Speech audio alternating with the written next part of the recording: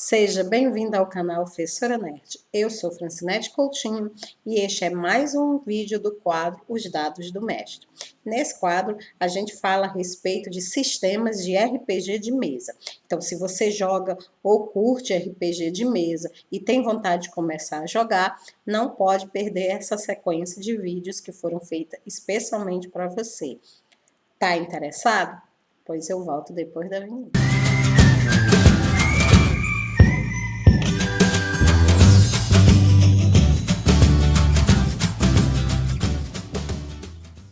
Oi, pessoal! Se você está acompanhando essa sequência de vídeo, você sabe que no vídeo anterior nós falamos a respeito da pontuação necessária para construir um personagem no sistema 3DT Alpha. Nós falamos que existem 5 categorias, não é mesmo, de personagens, tá ok? Essas 5 categorias de personagem, elas vão desde a pessoa comum, que é aquele personagem que normalmente é feito para servir como figurante pelo narrador, tá certo? E que não é indicado para jogadores iniciantes, até a lenda, que seria a maior pontuação que um jogador iniciante em 3DT pode adquirir. Você não assistiu o vídeo? Não se preocupa, porque eu vou deixar na descrição, tá ok? Para que você possa ver. Ficou muito legal. E se você é um narrador iniciante, vai poder pegar muitas dicas interessantes para poder começar a narrar, né? E ter bom êxito nas suas narrativas, tá ok? Então, vamos lá falar. Hoje eu fiquei devendo para vocês, no último vídeo, falar sobre os papéis de combate. Então, hoje o nosso vídeo é sobre isso. Vem comigo. Bom, se você já joga RPG de mesa, você deve saber que na maioria dos RPGs existe o que a gente chama de classe de prestígio ou classe de personagens, que seriam como se fossem categorias onde os personagens são classificados, tá certo? Um exemplo disso é o D20 e todos os outros sistemas baseados nele, como Dungeon World, Savage World e vários outros sistemas por aí que trabalham, né, inspirado nessa ideia das classes de personagem, tá ok? Em 3DT, não existem as classes de personagem. Os 3DT anteriores nem sequer mesmo mencionavam a respeito delas.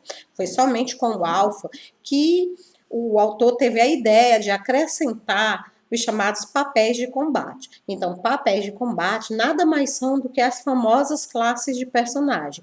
Você vê, se você nunca jogou RPG, você vê muito isso nos chamados jogos de videogame, né? Videogame online, como por exemplo, Final Fantasy, que é um tipo de RPG, só que é um RPG, né, de videogame, no LoL, tá certo? Então você vê muito isso. É aquele estilo, né? Estilo próprio do seu personagem, ou seja, a categoria onde ele se encaixa. Aqui no 3DT, você não é obrigado a seguir os papéis de combate. Eles surgiram mais como uma alternativa, tá? Se você acha interessante isso, se você já vem de outros RPGs e você sentia falta dessa padronização, então os papéis de combate eles vão suprir essa sua necessidade.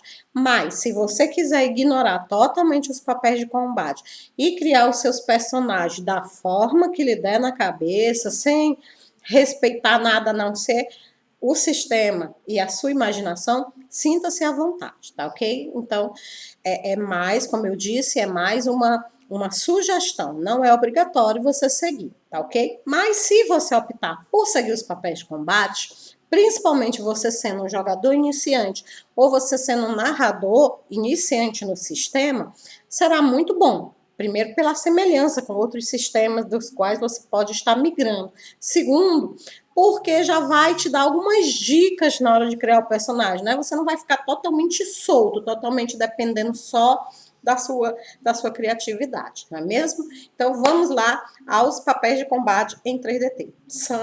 Em 3DT, nós temos 4 papéis de combate, 4 categorias onde todos os personagens podem ser encaixados. São elas: o atacante, o baluarte, o dominante e o tanque, tá ok? Então, vamos ver agora cada um deles. Gente, para cada um deles eu vou dizer a definição do tipo de personagem, tá certo? Eu vou falar a característica do sistema entre aquelas 5, Tá lembrado? Força, habilidade, resistência, poder de fogo e armadura. Eu vou dizer daquelas 5, qual é a mais importante para essa categoria de personagem, e vou também dar uma pequena sequência de vantagens que podem ser bastante úteis para esse tipo de personagem. Quero deixar bem claro, gente, que isso aqui é só uma sugestão, tá ok? Aqui nada há de obrigatório. Você pode, inclusive, mesclar vantagens de outros papéis, tá? Para o seu personagem, você pode desrespeitar, você não é obrigado a seguir essa cartilhazinha. Mas, se é a sua primeira vez criando um personagem, né? E você tá com medo de fazer um personagem sem pé nem cabeça, essas dicas aqui vão lhe orientar e vão lhe ajudar bastante na hora de escolher as vantagens, tá ok? Então, vamos começar com o atacante. Então, causar dano ao seu negócio, né? O seu negócio é bater, o seu negócio é ir pra frente, é atacar, o maior estrago que você puder causar. Você pode ser aquele atacante que causa muitos danos, né, por turno, ou você pode ser aquele que causa um único dano, mas esse dano, ele é um dano, assim, altamente destrutivo, né? Então, já que você é o cara do ataque, normalmente o seu ponto fraco é a defesa, né? Você vai investir tanto no poder ofensivo que você vai ter que depender muitas vezes dos seus aliados para que eles te protejam, tá certo? Porque você não vai sobrar pontuação necessária para que você invista em outras características, né? Que fortaleceriam a sua defesa. Mas, gente, a ideia dos papéis de combate é exatamente criar grupos de personagens dependentes uns dos outros, né? Aqueles personagens onde um ataca, o outro defende, o outro, né? Então, normalmente num grupo bem equilibrado existem pelo menos 2 atacantes, né? O ideal é que um seja o atacante baseado em força, que é aquele que ataca corporalmente, né? E o outro seja o atacante baseado em PDF, que é aquele que ataca à distância, tá ok?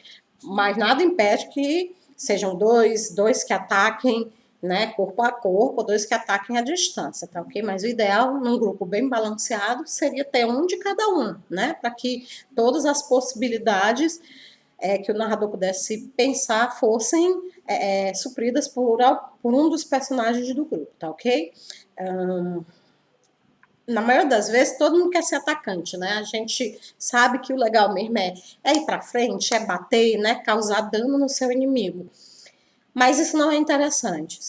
Num grupo, alguém vai ter que fazer as outras funções. Por quê? Porque senão vocês vão criar um grupo onde só tem atacantes, tá ok? E aí vocês vão ter severos problemas, né, severas falhas, que poderão ser exploradas pelo narrador durante a campanha. Ou seja, o grupo pode se dar mal. Por quê? Porque só tinha atacante, e quem que vai fazer as curas, né? Quem que vai suportar dano? Quem que vai ser o perito, encontrar, né, a trilha deixada pelos inimigos? Quem que vai fazer as outras funções no grupo? Então, o ideal é apenas 2 atacantes, né? Num grupo, aqui a gente está falando um grupo em torno de 5 a 6 componentes, com 2 atacantes e o restante distribuído nas outras funções, tá ok? Então, vamos ver lá quais são as principais características do atacante? Então, o atacante, gente, o importante para ele, né, o mais importante é a habilidade. Aí você, que entende mais ou menos do sistema, vai olhar para mim e dizer, mas Fran, para todos a habilidade é importante. É verdade, gente. Em 3DT, a habilidade é uma mão na roda. Mas o atacante, principalmente o atacante, precisa ter um grande valor em habilidade, tá certo? Por quê? Porque ele vai precisar manejar, né, um instrumento de ataque, tá certo? Ou mesmo lutar com as próprias mãos, ou mesmo como ele vai investir muito no ataque, ele precisa, né, poder se defender, manter uma distância entre ele e o atacante, para que ele não sofra contra-ataques, né? Até porque ele não vai ter uma resistência muito boa. Então, é altamente recomendável que ele tenha uma boa um bom valor em habilidade, tá certo? O máximo que você puder colocar, claro, você também não vai tacar tudo em habilidade e deixar o personagem sem nenhuma outra característica, mas o máximo que você puder colocar em habilidade para o atacante será bem-vindo. Aí, dependendo do tipo de atacante que você vai fazer, você terá que escolher entre força ou PDF. Se o teu atacante é um atacante corpo a corpo, ele usa uma espada, ele usa um bastão, ele usa um tacape, nesse caso, você vai ter que botar um valor bom em força, porque essa força será somada à força de ataque dele, né? Na hora de deferir o ataque e causar o dano. Já se ele for um arqueiro que atira a distância, né? Se for um mago que lança bolas de fogo, é muito interessante que você coloque pontos em poder de fogo, tá? Porque aí no poder de fogo ele vai poder atacar à distância. E se eu quiser um personagem que tenha um pouco dos dois, professora? Eu digo, esquece, tá? Você é um personagem iniciante, tá? Você vai ter que escolher ou força ou poder de fogo, ok? Os dois não tem ponto suficiente. Então, se você botar força, escolher força, o ideal é que você nem coloque ponto em poder de fogo, pode até deixar 0, ou no máximo 1, né? Mas não gaste com poder de fogo, afinal de contas você luta com força. Se você botar em poder de fogo, vice-versa, tá? Não fique triste. Isso não quer dizer que você não possa futuramente, ao evoluir, aumentar o seu poder de fogo e começar a atacar também à distância. É claro que com o passar das aventuras, o seu personagem ele vai ganhando pontos de experiência e aí ele vai poder aumentar, tá certo? E gastar em poder de fogo e vai poder ser aquele herói que tanto ataca corpo a corpo como ataca à distância. Mas inicialmente tentar fazer isso não dá, porque o teu personagem vai ficar muito fraco, tá bom? Muito fraco. E quais são as principais vantagens, né? Vantagens para o atacante. Bom, eu coloquei aqui, né, uma lista que já é disponibilizada pelo próprio sistema, né? O próprio sistema é quem dá essa sugestão. Eu só vou aqui tentar explicar para você o porquê dessas sugestões, né? Nem todas as vantagens eu vou poder explicar minuciosamente, isso eu teria que fazer um outro vídeo só sobre vantagens, a gente pode até ver isso depois, tá? Mas eu vou explicar mais ou menos o porquê dessas vantagens. Começamos com aceleração, teleporte e voo. Você precisa se movimentar. Se você ataca, principalmente se você ataca no corporal, é muito interessante que você seja rápido, ágil, consiga chegar ao seu alvo e o mais importante de tudo, consiga se afastar do seu alvo logo após o ataque, tá? Então escolha uma das três, aceleração, teleporte e voo. Elas são muito boas, por quê? Porque elas vão fazer com que você tenha uma movimentação maior em combate. Adaptador. Adaptador, ele faz com que você possa trocar, né, o seu estilo de ataque. Você ataca por perfuração, mas o inimigo só morre por contusão, né? Então, você precisa adaptar-se rapidamente a essa nova realidade. E já que você é o atacante, é muito bom ser versátil, né? Porque aí você consegue salvar o dia. Ataque especial. Aí ele dá aqui, né? Lógico, todo atacante ele tem que ter o seu ataque especial, né? Seja os meteoros de Pegasus, né? Seja o cólera do dragão. O fato é, você precisa de um ataque especial. Você vai criar esse ataque, você vai dizer para o narrador como ele deve ser, e você vai poder incrementar algumas vantagens que tornem esse seu ataque mais poderoso, que são amplo, penetrante, perigoso, poderoso, preciso, teleguiado. Então, entra lá no manual, dá uma olhadinha o que cada um deles fazem, tá? Você não vai poder comprar todos, claro. Escolhe aquele que tenha mais a ver com o seu estilo de personagem, mas seria muito interessante que o seu ataque especial tivesse pelo menos uma dessas qualidades, né? Iriam tornar o seu ataque especial muito interessante. Deflexão e reflexão. Deflexão, você ataca o inimigo e ele tipo que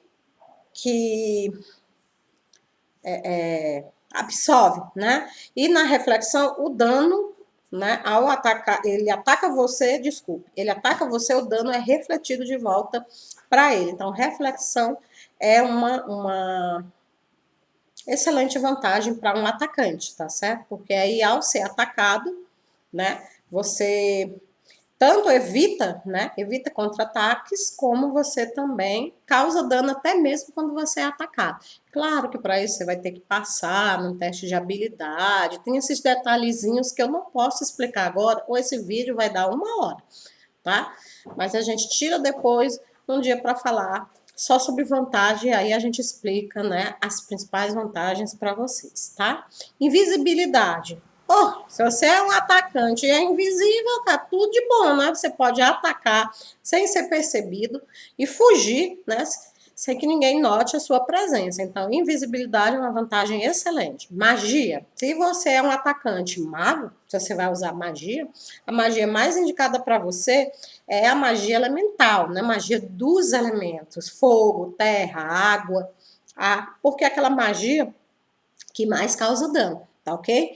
Então, essas são as principais vantagens para o atacante. Posso colocar outra? Tem uma que eu gosto que não tá aí. Pode, claro que você pode colocar a vantagem que você quiser, tá? Isso aqui é meramente uma sugestão, né? Não é taxativo, não é só pode ter isso e acabou. Não, você pode variar, você pode modificar. Isso aqui é só uma pequena luz no fim do túnel para que você não se perca no meio do caminho, tá bom?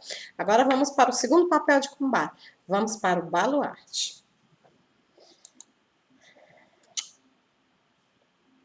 Ó, gente, esqueci de falar aqui sobre o poder oculto e o tiro múltiplo, né?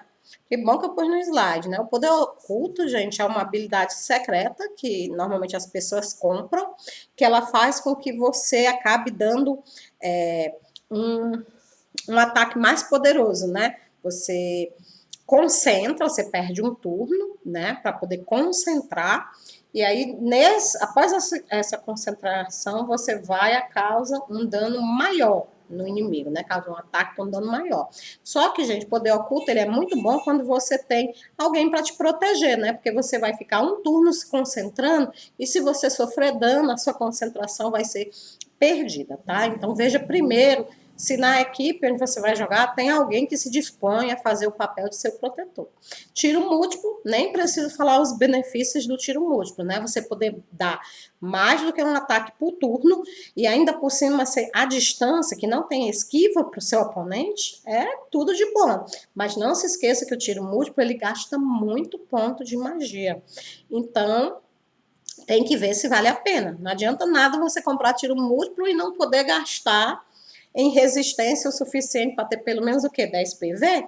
Aí o seu tiro múltiplo não vai ser utilizado porque você não tem fonte de magia suficiente, né? Então, cuidado aí na hora de escolher, pensa bem em cada escolha, leia as definições das vantagens, veja o que cada uma delas significa, tá? Para depois você não se arrepender da sua escolha. Vamos agora para o baluarte? Beleza, vamos para o baluarte. O baluarte, né? Ele é aquele personagem que ele nem é de causar muito dano e nem de suportar muito dano. Ele tá lá para prover suporte para os seus companheiros. Em muito sistema, ele é chamado exatamente dessa forma, o suporte, né? Então, o suporte, o baluarte, ele é aquele personagem que ele acompanha o grupo para prestar assistência. É o técnico, o perito, o curandeiro, né? É normalmente a pessoa que ela vai junto com o grupo, mas ela não tem poder ofensivo e muitas vezes nem defensivo. Mas ela presta um serviço assim inimaginável. Já imaginou um grupo de heróis onde não tenha ninguém que saiba, né, que saiba costurar um ferimento, ninguém que saiba estancar, né, uma hemorragia? Seria muito complicado, principalmente em ambientes onde não haja magia. Então, é sempre necessário que haja no grupo pelo menos um baluarte. Aí você vai pensar, poxa, mas quem que vai deixar de ser o atacante, né? Quem que vai deixar de lutar para poder ser curandeiro, seu baluarte? Olha, tem muita gente que gosta de jogar nessa posição, tá? E se diverte bastante. Sem levar em consideração, gente, que em muitos casos o baluarte ele pode ser o líder do grupo, tá? Afinal de contas, pense comigo. Esse cara cura as pessoas, esse cara serve de suporte, ele é a mão na roda toda a vida que você está precisando. É claro que o grupo deve ter um grande respeito por essa pessoa e deve, em muitos casos, até os outros componentes do grupo devem até a vida a ele, porque ele curou, porque ele cuidou deles, tá? Então, o baluarte, na maioria das vezes, ele é o líder do grupo, ele é aquela pessoa que é respeitada por todos e que mantém o grupo junto. Gostou? Então, se você é uma pessoa que gosta de liderar, você é uma pessoa que se diverte, né? Ajudando, dando opções, montando estratégias, talvez o atacante não seja a melhor opção para você, e sim o baluarte. Vamos lá para as características de um bom baluarte? Bom, o baluarte, como eu disse, todos os personagens dependem de habilidade, mas no caso do baluarte, isso nunca foi tão verdadeiro, gente. Para o baluarte, um bom valor de habilidade representa tudo que importa, porque é através da habilidade que ele vai o quê? Que ele vai utilizar as suas perícias, tá? É através da habilidade que ele vai comandar os seus aliados, tá ok? Então não se preocupe em gastar pontos com ataque ou defesa. Claro, resistência você tem que ter, né? Porque senão também se você um baluarte que morre com tem um PV de vida, aí é brincadeira, né, gente? Mas, principalmente, a habilidade, tá ok? Porque você precisa confiar que os seus amigos, eles não vão te deixar morrer. Até porque você é o curandeiro do grupo. Na maioria das vezes, você é o único curandeiro do grupo. Você é o único capaz de trazer eles, né, de volta quando eles estiverem inconscientes. Então, é natural que o próprio grupo proteja o baluarte, tá ok? Se isso não acontecer, tem algo de muito errado com esse grupo onde você está jogando, né? É bom repensar o seu grupo novamente, tá bom? Então, as vantagens. Genialidade, né? Você é o perito, você é o esperto, você é o que entende, é o que manja da coisa. Então, toda vida que surge algum problema que não seja resolvido por espadas nem arcos, é para você que o grupo se volta. É você que tem que dar as opções. E a vantagem genialidade, ela é excelente, ela vai te permitir fazer teste até mesmo de perícias que você não possua, e ela vai te permitir bônus nas perícias que você já possui. Legal, né? E não se esqueça, se você é um baluarte, você tem que ter alguma perícia, você tem que ser bom em alguma coisa. Vamos supor que você seja um médico, né? Então você vai ter que comprar lá, primeiro socorro, no mínimo primeiro socorro. O ideal seria medicina inteira, né? No mínimo, você é iniciante, então pelo menos o primeiro socorro, tá? Vamos supor que você seja um ranger, né? Um caçador. Então você vai ter que comprar lá sobrevivência. Então, de acordo com o tipo de baluarte que você seja, porque não existe também, né? Assim como não existe um só tipo de atacante, também não existe um só tipo de baluarte. Você vai poder escolher aquela perícia mais interessante. Magia branca não pode ser esquecido pelo baluarte. Afinal de contas, imagina-se que você é aquele que vai proteger o grupo, né? E a escola de magia branca em 3DT, Alpha, ela é a que tem a maior quantidade de magias defensivas e de cura. Então, se puder comprar magia branca, você vai ser o baluarte perfeito. Primeiro socorro com magia branca, então, tudo de bom. Você tanto é capaz de curar quando forem problemas, né, normais, digamos assim, como você vai ser capaz de atuar quando forem danos místicos, danos mágicos, né, causados pela magia. Membros elásticos, por quê? Porque já imaginou que tu tá aqui e ali 100 metros depois está o teu colega entre a vida e a morte precisando, né? Precisando que tu cure ele. Então, nada como ter membros elásticos numa hora dessa, porque você vai poder curar os seus aliados à distância, sem precisar sair da sua proteção. Tá ok? Mentor. O mentor ele é interessante para o baluarte, por quê? Porque às vezes você, baluarte, não sabe a resposta, você comprou o baluarte, mas você é um jogador iniciante, o que é que eu faço agora? O mentor, ele é uma vantagem que permite ao narrador te dar dicas, né? Dicas extremamente úteis para a campanha. Então, quando todo mundo não sabe o que fazer, você contacta o seu mestre e o seu mentor, desculpe, você contacta o seu mentor e o seu mestre te dá a dica interessante para você fazer. Legal, né? Paladino. Paladino, ele é um protetor máximo do bem e da ordem. Em muitos casos, o paladino ele pode ser um tipo de atacante. Ele pode ser um paladino atacante. Mas também pode ser utilizado como um baluarte. Até porque os paladinos, normalmente, eles costumam ter acesso a magias brancas, né? Eles costumam ter a bênção dos deuses a quem eles seguem, né? Então, seria bastante interessante você ser um baluarte paladino. Parceiro aqui são animais, né? São companheiros, criaturas que elas seguem o personagem, né? Então, um parceiro, ele pode compartilhar, né? Compartilhar os seus atributos com o personagem, de tal forma que ele vai suprir as deficiências desse companheiro. Então, seria também um caso a se pensar. Patrono, riqueza. Ah, você é o líder do grupo, é você que está financiando esse negócio. Então, seria muito interessante você ter dinheiro, né? Dinheiro, bufufa. Por quê? Porque precisa disso para comprar equipamento, precisa disso para comprar poções mágicas, precisa disso para comprar armamentos, né? Dependendo do tipo de campanha onde você esteja, mais necessário será ainda você ter dinheiro. Então, dinheiro nunca faz mal, nem mesmo nos mundos imaginados, né? Então, ter recurso, ter riqueza, patrono. Ah, o dinheiro não é meu, mas tem alguém que está me pagando, né? Essa pessoa que me contratou, esse patrono, ele está dando todo o dinheiro que eu preciso para poder manter o grupo. Então, seria também uma vantagem. Pontos de magia extra, muito bom. Por quê? Porque normalmente você usa cura, tá? Então, compre pontos de magia extra se você é um baluarte mago, né? Se você é aquele baluarte apenas com primeiros socorros, tá? Mais pro lado da sobrevivência e da inteligência mesmo, perito, aí nem tanto, né? Nem tanto. Mas também ainda seria bom, porque algumas vantagens e perícias, né, elas são ativadas mediante o uso de PMS, né? Aliás, todas são ativadas através do uso de PMS. E sem PMS, você vai ser apenas uma pessoa normal, né, com uma arma na mão e sem muitos recursos, principalmente porque você não gastou provavelmente nem gastou em força e nem PDF o suficiente.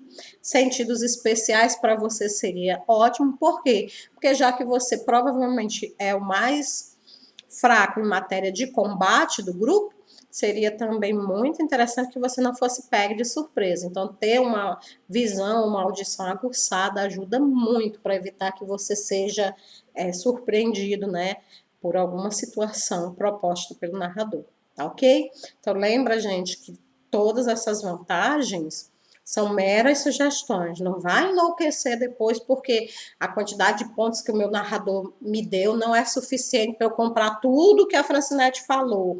Você não vai poder comprar tudo, tá? Nunca. Nunca como personagem iniciante, tá? Então, como personagem iniciante, você vai ter que escolher aquelas que mais se encaixa com o seu tipo de personagem, e à medida que você vai evoluindo, aí sim, dependendo de quanto tempo durar essa aventura, pode ser que no final dela você tenha todas elas, tá? E até outras diferentes, porque à medida que você vai evoluindo, o seu personagem ele pode ir mudando, ele começa um baluarte, no final ele termina um guerreiro ou um dominante, né? Então muitas coisas podem acontecer no mundo do RPG. Tá? Então, pessoal, eu vou ter que dar uma paradinha por aqui, né? Porque o vídeo vai ficar muito longo, muito extenso. E eu continuo no próximo vídeo, tá certo? Então, se você tá gostando, não perde os próximos papéis de combate, tá ok? Aproveita, coloca logo aí os seus comentários sobre o que você achou legal, o que você não achou, o que você concorda, o que você discorda. Acrescenta alguma dica, alguma vantagem que você acha que é essencial para alguns desses papéis de combate que eu comentei aqui e que eu não falei, tá ok? Eu vou adorar saber a opinião de vocês. No mais, curte, compartilha. Se não é inscrito ainda, se inscreve, ativa o sininho para você receber a segunda parte desse vídeo. Fica com Deus, até o nosso próximo encontro. Tchau.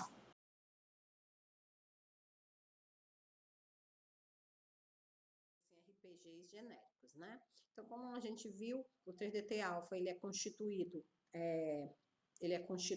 por cinco atributos, 5 características, né? Que a gente chama de características. Tá aqui a ficha, né? Do 3DT 3DT Alpha, 3DT significa Defensor de Top, terceira edição, vi isso também no vídeo anterior. Se você não assistiu o vídeo anterior, o link está na descrição, tá? Então, a gente viu no vídeo anterior as habilidades, né, que são 5, a força, a habilidade, a resistência, a armadura e o poder de fogo. A gente viu que esses valores, eles variam de 0 a 5, sendo 0 o valor de uma pessoa normal, né, um humano normal, que não é aventureiro, tá? E sendo 5 o maior valor possível para um aventureiro iniciante, tá certo? Então, esse valor nunca poderá superar os 5. Nós vimos que essas características, elas são compradas através de um tipo de moeda fornecida pelo narrador, que a gente chama de pontos de personagem, na razão de, para cada ponto de característica, você precisa gastar um ponto de personagem. Vimos também que aqui nesse tipo de jogo, a gente chama de pontos de vida a barrinha de saúde, né, lá do seu personagem. Então, nos videogames existe aquela barrinha, né, de status, de vida, que à medida que a pessoa vai levando pancada, principalmente nos jogos de luta, né, a barrinha ela vai se reduzindo. Aqui, nós trabalhamos com a ideia de pontos de vida, né? Então, pontos de vida são uma quantidade de dano que o seu personagem suporta antes dele desmaiar ou morrer. Quando você zera os pontos de vida, se você morre ou se você desmaia, isso aí quem vai determinar é o narrador, tá certo? E os seus pontos de vida, eles são sempre iguais à sua resistência multiplicada por 5. Ponto de magia é o combustível místico que você tem para ativar vantagens especiais, poderes, magia, né? Realizar magia. Então, você gasta pontos de magia. As vantagens, as magias, elas dizem na sua própria descrição quantos pontos de magia serão necessários para que você ative, né, aquele poder ou para que você realize aquela magia, tá certo? Os seus pontos de magia também são iguais à sua resistência vezes 5. Então, veja que gastar em resistência é importante porque vai aumentar tanto os seus pontos de vida quanto os seus pontos de magia. Só que algumas vantagens, como por exemplo, pontos de magia extra, pontos de vida extra, eles fornecem uma quantidade extra de PVs e PMS, né? Então, assim, é possível que um jogador, um personagem iniciante,